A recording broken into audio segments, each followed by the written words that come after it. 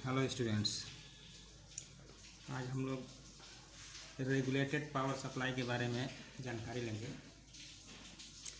Regulated power supply हमारे पास एक होती है जिसको हम ये ड्राइंग हमारे सामने है। पहले ड्राइंग को हम लोग देखते हैं तो इसमें हम एक स्टेप डाउन ट्रांसफार्मर लेते हैं जो 230 वोल्ट AC 50 हर्ट्ज़ के लिए बना हुआ है।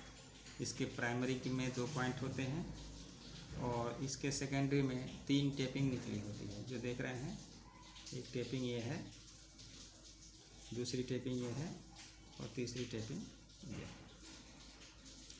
इसमें 2 डायोड का हम प्रयोग करते हैं जो इसका नंबर होता है IN 4007।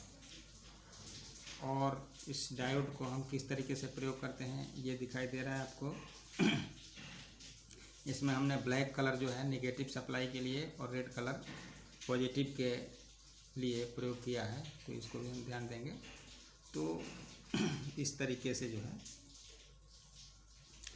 3 टेपिंग में 2 डायोड का प्रयोग करते हैं। दोनों किनारों पर डायोड लगाते हैं और बीच वाला टेपिंग निकालते हैं। और ये बीच वाली जो टेपिंग होती है हमारी पॉजिटिव सप्लाई होती है और ये दोनों को हम जोड़ देते हैं, ये नेगेटिव होती है। यहाँ पर हम एक कैपेसिटर लगा देते हैं आवश्यकता अनुसार कि हमारी सप्लाई कितने वोल्ट की बन रही है। अगर ये टेपिंग जो है हमारा 7.5 वोल्ट का है तो इसको हम जो है इसके 2 गुना वोल्टेज के बराबर का कैपेसिटर यूज करते हैं।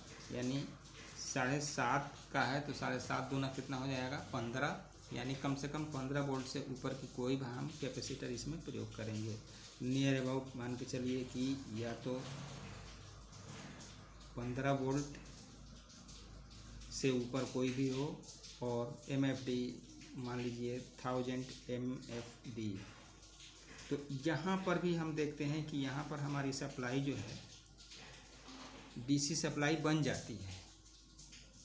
यहाँ पर हमारी DC सप्लाई बन जाती है, मगर इसको हम रेगुलेटेड नहीं कह सकते। ये DC सप्लाई हमारी तैयार हो गई मगर ये रेगुलेटेड सप्लाई नहीं होती है। यहाँ से हम DC सप्लाई हमारा तैयार हो गया मगर इसको हम रेगुलेटेड नहीं करते हैं। अब इसको रेगुलेटेड बनाने के लिए हम क्या करते हैं कि इन दोनों सप्लाइयों को, एक यहाँ पे ये पॉजिटिव हो गया, यहाँ पर ये हमारी लाइन नेगेटिव हो गई। इसमें हम एक ट्रांजिस्टर का प्रयोग करते हैं जो AC 188 यानी 188 एक AC ट्रांजिस्टर होता है, उसका प्रयोग करते हैं। एक रेजिस्टेंस का प्रयोग करते हैं इस ट्रांजिस्टर को बायसिंग करने के लिए। और यहाँ पर हम एक जेनर डायोड का प्रयोग करते हैं। जेनर डायोड का आप सिंबल देख रहे होंगे।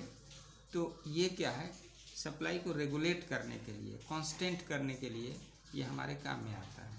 तो आगे का हम ड्राइंग देखते हैं तो ये होता है कि नेगेटिव सप्लाई हमने ट्रांजिस्टर पर ले लिया और यही नेगेटिव हम यहाँ आउट करते हैं।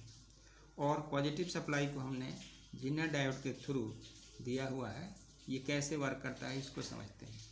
तो हम ये देख रहे हैं कि यहाँ पे एमीटर और कलेक्टर पर दोनों पर नेगेटिव सप्लाई आ रही है और बेस पर पॉजिटिव सप्लाई आ रही है। तो हम इसको कह सकते हैं कि ये ट्रांजिस्टर हमारा जो है NPN है। ये ट्रांजिस्टर हम कह सकते हैं NPN ट्रांजिस्टर है। अब यहाँ पर जो जेनर डायोड है, जेनर डायोड का वर्क क्या होता है कि जितने वोल्ट का डायोड होता है इतने वोल्ट अगर इसमें सप्लाई पास होती है, इससे अधिक सप्लाई या उतने के बराबर सप्लाई पास होती है तो उस लाइन में सप्लाई पास कर देता है, अदरवाइज वह सप्लाई पास नहीं करता है। यही इसका काम होता है। तो ये हमारा जेनर डायोड 7.5 वोल्ट का है। जब इस पर हमारा 7.5 वोल्ट सप्लाई मिलती है तो ये क्या करता है कि इस सप्लाई को, पॉजिटिव सप्लाई को यहाँ पास कर देता है।